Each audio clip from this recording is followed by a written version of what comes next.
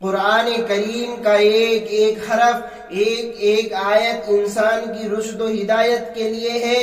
اور اللہ تبارک و تعالیٰ نے قرآن کریم کے اندر کتنی برکات کا نزول فرمایا۔ قرآن کریم کے اندر، قرآن کی ایک ایک آیت کے اندر ایسی ایسی برکتیں چھپی ہوئی ہیں کہ اہل علم حضرات آپ کو بتا سکتے ہیں کہ قرآن کریم کی ایک آیت میں کتنی کتنی برکتیں چھپی ہوئی ہے۔ اللہ کے نبی محمد رسول اللہ صلی اللہ علیہ وسلم کی خدمت میں بہت سارا اناج اور بہت سارا غلہ آیا، اور حضرت ابو ہریرہ رضی اللہ تعالیٰ عنہ سے آپ نے فرمایا، اے ابو ہریرہ، میں نے یہ اناج گودام میں رکھوا دیا ہے، آج رات آپ اس کی چوکیداری کریں گے، آپ اس کا پہرا دیں گے، دیکھ بھال آپ کریں گے۔ ابو ہریرہ رضی اللہ تعالیٰ عنہ نے فرمایا کہ حضرت ٹھیک ہے، میں اس کی دیکھ بھال ضرور کروں گا۔ اس وقت نہ بڑے بڑے تالے ہوا کرتے تھے، نہ بڑے بڑے شٹر ہوا کرتے تھے، نہ بڑی بڑی دکانیں ہوا کرتی تھی۔ چاروں طرف شامیانہ لگا کر، کپڑا لگا کر کے بیچ میں اناج رکھ دیا جاتا اور ایک انٹری گیٹ بنا دیا جاتا۔ ابو ہریرہ رضی اللہ تعالیٰ عنہ رات میں کھڑے ہو گئے پہرے داری کے لیے، کبھی قرآن پڑھ رہے ہیں، کبھی نماز پڑھ رہے ہیں، اور انٹری گیٹ پر آپ بیٹھے ہوئے ہیں تاکہ کوئی داخل ہو تو مجھے فوراً پتہ لگ جائے۔ حضرت ابو ہریرہ رضی اللہ تعالیٰ عنہ کو آدھی رات کے بعد اندر گودام میں سے کھٹ پٹ کی آوازیں سنائی دینے لگی، تو حضرت ابو ہریرہ رضی اللہ تعالیٰ عنہ ایک اپنا چراغ لے کے اندر گئے، دیکھا ایک بوڑھا بیٹھا ہوا ہے اور اناج اپنے تھیلے کے اندر اٹھا اٹھا کے بھر رہا ہے۔ آپ نے اس کو پکڑ لیا اور پوچھا کہ تم کون ہو، چوری کیوں کر رہے ہو؟ وہ رونے لگا، وہ بوڑھا شخص رونے لگا اور کہنے لگا کہ دیکھو میں تمہیں جانتا ہوں، میں تمہیں پہچانتا ہوں، تم ابو ہریرہ ہو نا، تم ابو ہریرہ ہی ہو نا؟ حضرت ابو ہریرہ رضی اللہ تعالیٰ عنہ کہنے لگے ہاں میں ابو ہریرہ ہوں، لیکن تم کون ہو؟ وہ بوڑھا کہنے لگا کہ دیکھو میرے چھوٹے چھوٹے غریب بچے ہیں، میری بیوی ہے، انہیں بھوک بڑی لگی ہوئی ہے، بھوک نے ان کو پریشان کر رکھا ہے، میری بیوی بڑی پریشان ہے، میں ان کے لیے تھوڑا سا اناج لینے آیا ہوں، تم کبھی کسی سے مت کہنا کہ میں چوری کرنے آیا تھا، ورنہ لوگ مجھے چور سمجھیں گے۔ حضرت ابو ہریرہ رضی اللہ تعالیٰ عنہ کو بڑا غصہ آیا اور اس کو چھوڑ تو دیا، لیکن اللہ کے نبی محمد رسول اللہ صلی اللہ علیہ وسلم صبح فجر کی نماز پڑھ کے ابو ہریرہ رضی اللہ تعالیٰ عنہ کے پاس آئے اور پوچھا ابو ہریرہ رات کیسی گزری؟ ابو ہریرہ رضی اللہ عنہ نے فرمایا کہ بڑی اچھی گزری ہے، بڑی اچھی گزری ہے، سبحان اللہ۔ اللہ کے نبی صلی اللہ علیہ وسلم نے فرمایا چور کا کیا ہوا؟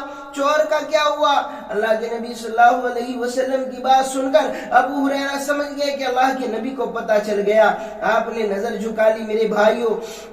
دوسرے روز حضرت ابو ہریرہ رضی اللہ تعالیٰ عنہ کی ڈیوٹی لگی کہ آپ کو گودام کا پہرا دینا ہے اور دیکھو مال چوری نہ ہو جائے، یہاں پر جو غلہ لگا ہوا ہے وہ چوری نہ ہو جائے۔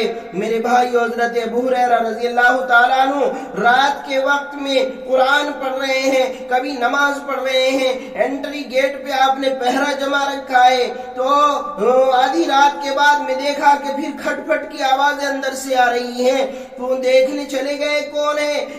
دیکھا وہی بوڑھا ہے اور اناج اٹھا اٹھا کے اپنے تھیلے میں بھر رہا ہے۔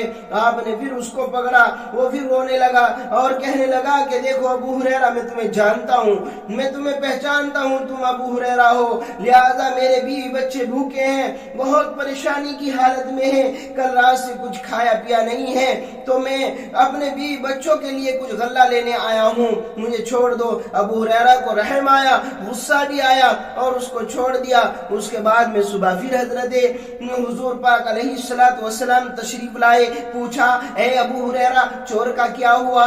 ابو ہریرہ رضی اللہ عنہ سمجھ گئے، آپ کو پتہ چل گیا۔ آپ نے نظر جھکا لی، پھر تنبیہ کی کہ دیکھو کسی کو مت چھوڑنا۔ حضرت ابو ہریرہ رضی اللہ تعالیٰ عنہ تیسری رات کو پھر پہرے پر بٹھائے گئے۔ آپ کبھی قرآن پڑھ رہے ہیں، کبھی نماز پڑھ رہے ہیں، انٹری گیٹ پہ قبضہ جمایا ہوا ہے، لیکن پھر کھٹ پٹ کی آواز آتی ہے۔ تیسری رات آپ نے رسیاں اور بیڑیاں لے رکھی ہیں۔ ابو ہریرہ رضی اللہ تعالیٰ عنہ اندر گئے، جا کر کے اس بوڑھے کی بغل بھر لی اور پکڑ لیا کہ آج میں تمہیں نہیں چھوڑوں گا۔ اس کے ہاتھ باندھ لیے، बूढ़े शख्स के पाँव में बेड़ियां डाल दी, हाथों को रस्सियों से बांध दिया और फिर उसके बाद में कहा कि मैं सुबह तुम्हें रसूलुल्लाह सल्लल्लाहु अलैहि वसल्लम की अदालत में जरूर पेश करूंगा और तुम्हारा फैसला वही होगा जो अल्लाह के नबी चाहेंगे, वो तुम्हारा फैसला होगा। हजरत अबू हुरैरा रज़ी अल्लाह ताला अन्हु पर बैठे हुए हैं और वो ज़ईफ शख्स नीचे लेटा हुआ है। हजरत अबू हुरैरा रज़ी अल्लाह ताला अन्हु बड़े जानदार थे। वो बूढ़ा शख्स आपके चुंगल से ना निकल सका, आपकी पकड़ से निजात ना पा सका। उसने देखा मैं लाचार मजबूर हो चुका हूँ, बेबस हो चुका हूँ। उसने कहा अबू हुरैरा मैं तुम्हें एक इल्म का तोहफा देता हूँ, लेकिन कसम खाओ और जुबान दो कि तुम मुझे छोड़ दोगे। अबू हुरैरा बड़े इल्म के प्यासे थे, कहने लगे कि ठीक है, इल्म की बात बतलाओ, क्या बात है? अगर तुमने बतला दी, इल्म की बात हुई तो मैं तुम्हें छोड़ दूंगा। अबू हुरैरा रज़ी अल्लाह ताला अन्हु से उस बूढ़े ने कहा कि नहीं, पहले रस्सियां खोलो, बेड़ियां खोलो। बाबा मुझे बांध रखा है और इल्म की बात मैं कैसे बता सकता हूँ?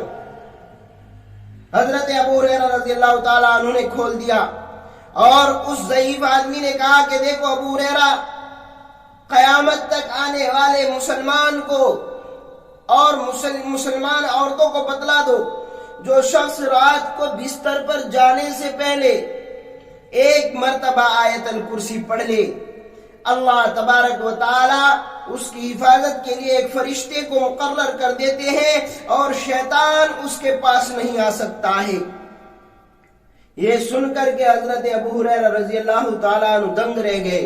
वो बूढ़ा तो भाग गया और सुबह हुई तो अल्लाह के नबी सल्लल्लाहु अलैहि वसल्लम ने पूछा अबू हुरैरा रात कैसी गुजरी? हजरत अबू हुरैरा ने फरमाया सुभान अल्लाह, बड़ी अच्छी गुजरी है। अल्लाह के नबी सल्लल्लाहु अलैहि वसल्लम ने पूछा कि उस चोर का क्या हुआ? अबू हुरैरा रज़ी अल्लाह ताला अन्हु ने फिर कहा कि आया था और मैंने उसको पकड़ लिया, जकड़ लिया, अपने कब्जे में कर लिया। तो कहने लगा कि अबू हुरैरा मैं तुम्हें इल्म की एक बात बताता हूँ, दीन की एक बात सिखाता हूँ। और वो कह के गया है कि जो शख्स रात को बिस्तर पर जाते वक्त एक मर्तबा आयतल कुर्सी पढ़ ले, अल्लाह उसकी हिफाजत के लिए एक फरिश्ता मुकर्रर कर देता है और शैतान उसके पास नहीं आता। अल्लाह के नबी सल्लल्लाहु अलैहि वसल्लम ने फरमाया कि बात तो बहुत सच्ची करके गया है, लेकिन आदमी बड़ा झूठा था।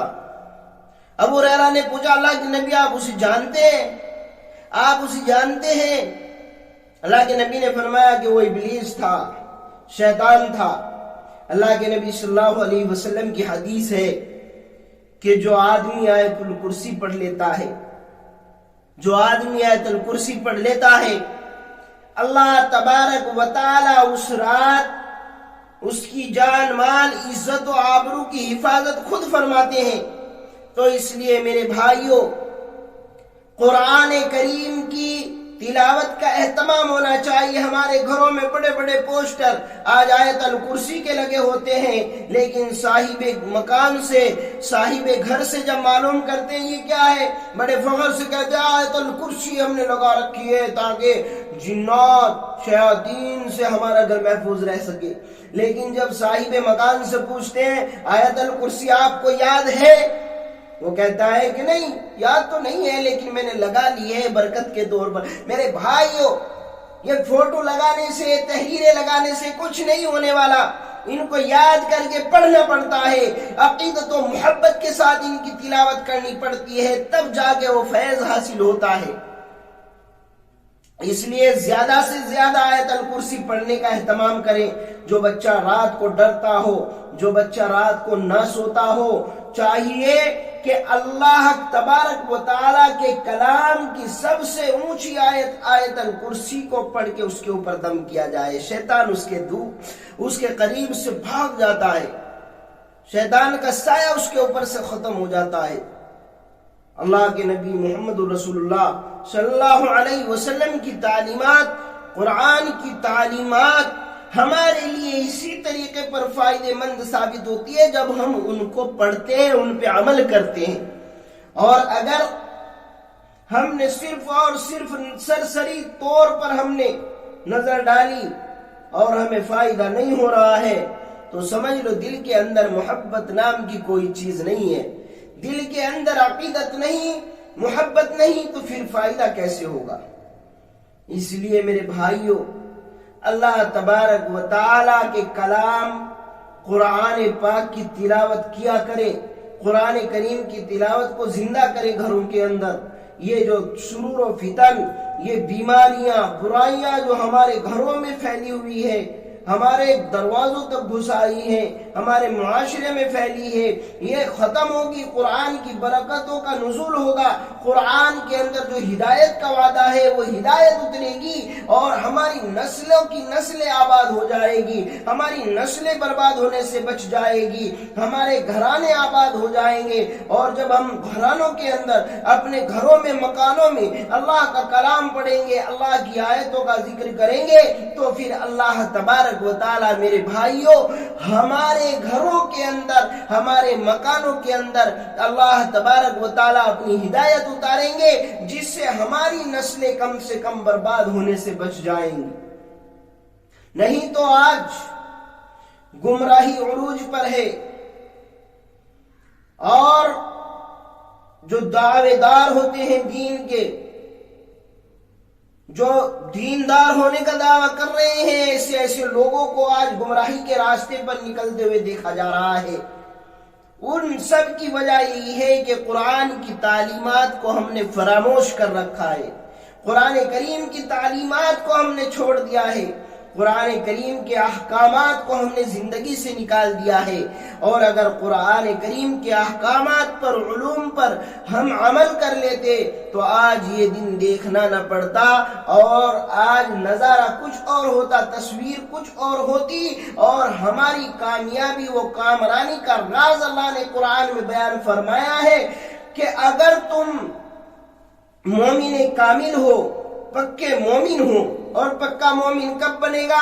قرآن و حدیث پہ عمل کرنے سے، قرآن و حدیث کو زندگی میں لانے سے، قرآن و حدیث کو زندگی میں اتارنے سے، قرآن کی بات کو ماننے، قرآن و حدیث کے ایک ایک جز پر عمل کرنے سے بندہ مومن کامل بنتا ہے. پھر اللہ فرماتے ہیں وَأَنْتُمُ الْعَالَوْنَ إِن كُنْتُم مُؤْمِنِينَ، تم ہی سربلند رہو گے بشرطے کہ تم مومن کامل ہو. ایمان و ایقان کی بات بہاری نے تمہارے دلوں کے اندر اسلام کے حوالے سے ایک نئی امنگ پیدا کر دی ہو. جب تم اس مقام پر پہنچ جاؤ تو پھر تمہیں گھبرانے کی کوئی ضرورت نہیں. دنیا کا بڑا سے بڑا خطرہ بھی تمہارا کچھ نہیں بگاڑ سکتا ہے، اور دنیا کی کوئی قوم تمہارا مقابلہ نہیں کر سکتی ہے. لیکن اگر اللہ فرماتے ہیں وَلَا تَكُونُوا كَالَّذِينَ تَفَرَّقُوا وَاخْتَلَفُوا مِن بَعْدِ مَا جَاءَهُمُ الْبَيِّنَاتُ، کہ اگر تم نے تفرقہ بازی کی، اختلاف بازی کی، آپس میں اختلاف و انتشار پیدا کر لیا، اور اس کے بعد کہ تمہارے پاس ہماری نشانیاں آ چکی ہے، تو پھر اللہ تبارک و تعالی تفرقہ اور اختلاف و انتشار پیدا کرنے والوں کا حشر بیان فرما دیتے ہیں. اب کیا ہم ان کی ہوا کفار کے درمیان سے نکال دیں گے؟ ان کی جو ایک ہیبت و وقت ہوتی ہے ایمان والے بندوں کی، کفار کے دلوں سے ہم اس کو ختم کر دیں گے، اور ان کے اندر بزدلی اور احساسی کمتری پیدا ہو جائے گا. ایمان والے بندے زندگی کی آخری سطح، یعنی جس کو ضلالت و گمراہی، تباہی و بربادی کہا جا سکتا ہے، آج اس لیول پہ زندگی گزارنے پر مجبور ہے. یہی وجہ ہے کہ آج ہمیں اپنی تو فکر ہے یا نہیں، لیکن میرے بھائیوں آنے والی نسلوں کی ہمیں فکر کرنی ہوگی. نہیں تو وہ نسل ایسی ہوگی کہ انہیں قرآن و حدیث سے دور دور کا واسطہ نہیں ہوگا، کیونکہ ان کی زندگی اور ان کی زندگی کے اندر قرآن کی تعلیمات باقی نہیں رہے گی. قرآن کریم کی تعلیمات کو زندہ رکھنے کے لیے ضرورت اس چیز کی ہے کہ قرآن کی تعلیم کو عام کیا جائے، قرآن کریم پر عمل پیرا ہو کے زندگی گزاری جائے، تو انشاءاللہ اللہ تبارک و تعالی کی طرف سے ہدایت آئے گی. اللہ نے قرآن میں خود ہدایت ہدایت کا وعدہ فرمایا ہے۔ اللہ تبارک و تعالی ہم سب کو عمل کی توفیق عطا فرمائے۔ وآخر دعوانا الحمدللہ رب العالمین۔